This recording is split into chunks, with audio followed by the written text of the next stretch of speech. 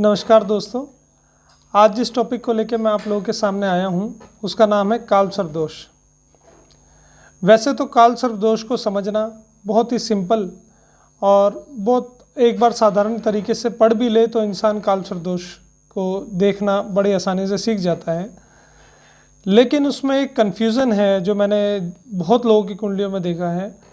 कुछ लोग मेरे पास आते हैं और कुंडली दिखाते हैं तो मेरे को हैरानी होती है कि वो बहुत टाइम से इस विश्वास के साथ जी रहे होते हैं कि उनकी कुंडली में कालसर्प दोष है, जो अधिकतर ज्योतिष ने उनको बताया होता है।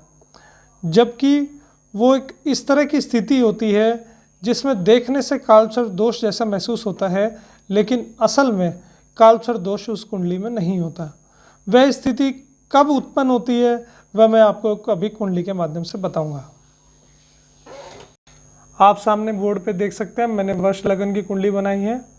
चाहे लग्न कोई भी हो, राहु और केतु की स्थिति और बाकी ग्रहों की स्थिति से पता लगता है कि कुंडली में कालसर्प दोष है अथवा नहीं। किसी भी लग्न में एक ही तरीके से यह देखा जाएगा। तो इसको समझने के लिए सबसे पहले हम राहु केतु की स्थिति बनाएंगे। मान लीजिए राहु यहाँ पर विराजमान है और केतु यहाँ पर, जैसा कि आप जानते ही होंगे कि राहु और केतु अपने से 7वें स्थान पर विराजमान होते हैं, एक दूसरे के अपोजिट बैठते हैं और ये दोनों छाया ग्रह होते हैं। और ये जिस स्थान पर बैठते हैं उस वाले स्थान पर तो अपना असर डालते ही डालते हैं, साथ में इनकी 3 और दृष्टि, यानी कि राहु और केतु की 3 दृष्टि प्लस उनका वो स्थान जहाँ पे विराजमान है, तो कुल मिलाकर 8 भाव ऐसे हो जाते हैं जिन पर राहु और केतु का असर रहता है। अब हम कालसर्प दोष को समझने के लिए देखेंगे। मान लीजिए राहु और केतु यहाँ विराजमान है, तो इस वाले स्थान में अथवा इस वाले स्थान में केतु और राहु के मध्य यदि सारे ग्रह विराजमान हो जाएं, जैसे मान लीजिए सूर्य, चंद्रमा, मंगल, बुध, गुरु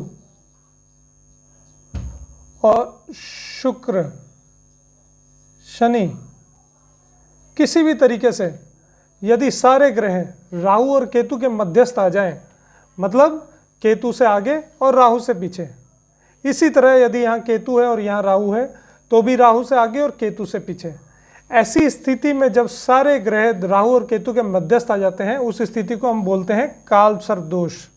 इस स्थिति को संज्ञा दी है शास्त्रों में कालसर्प दोष के नाम से। अब इसमें एक स्थिति ऐसी आती है जहाँ पर कन्फ्यूज़न वाला सिचुएशन बन जाती है, जो मैंने अधिकतर कुंडलियों में, इस तरह की कुंडलियों में देखा है। वह स्थिति क्या है? मान लिए सारे के सारे ग्रह इसी तरह स्थित हैं, बस राहु या केतु किसी एक स्थान पर कोई और ग्रह बैठ जाए। जैसे मान लीजिए यहां पर शुक्र बैठ जाए, तो भी इस स्थिति में कालसर्प दोष हो भी सकता है और नहीं भी। अब इसको कैसे समझेंगे कि इसमें कालसर्प दोष है कि नहीं है कुंडली में? तो राहु और शुक्र की डिग्री को कंपेयर करके राहु और शुक्र कितनी डिग्री पर किस ग्रह में किस स्थान पर विराजमान है, उस डिग्री के आधार पर हम ये निकालेंगे कि इस कुंडली में कालसर्प दोष है अथवा नहीं। इसको देखने के लिए यदि शुक्र की डिग्री राहु की डिग्री से अधिक है, मान लीजिए राहु यहाँ पर 10 डिग्री का है और शुक्र यहाँ पर 15 डिग्री का है, ऐसी स्थिति में शुक्र राहु से आगे निकल चुका है, क्योंकि आप जानते हैं कि एक भाव के अंदर कोई भी ग्रह 30 डिग्री तक विराजमान होता है। तो जब कोई ग्रह यहाँ पर 10 डिग्री का है और दूसरा 15 डिग्री का है, दैट मीन्स कि वह इस ग्रह से आगे निकल गया है। आगे निकलने के चलते यहाँ पर कालसर्प दोष का नाश हो जाता है। यहाँ पे कालसर्प दोष इस कुंडली में नहीं लगेगा। यहीं अगर शुक्र की डिग्री 10 होती और राहु की डिग्री 15 होती तो निश्चित तौर पर यह कालसर्प दोष कहलाता। ऐसे ही इसको अगर हम कोई ग्रह केतु के साथ बैठ जाए, मान लीजिए केतु के साथ यहाँ शनि बैठ जाए या कोई और ग्रह बैठ जाए। अब इस स्थिति में हम क्या देखेंगे, क्योंकि यहाँ से आगे जाने के बाद ये ग्रह इन दोनों के मध्यस्थ आ जाएगा, तो यहाँ पर शनि की डिग्री केतु से कम होनी चाहिए। यदि यहाँ पर शनि 10 डिग्री का है और केतु 15 डिग्री का है, दैट मीन्स कि यहाँ पर कालसर्प दोष नहीं बनता।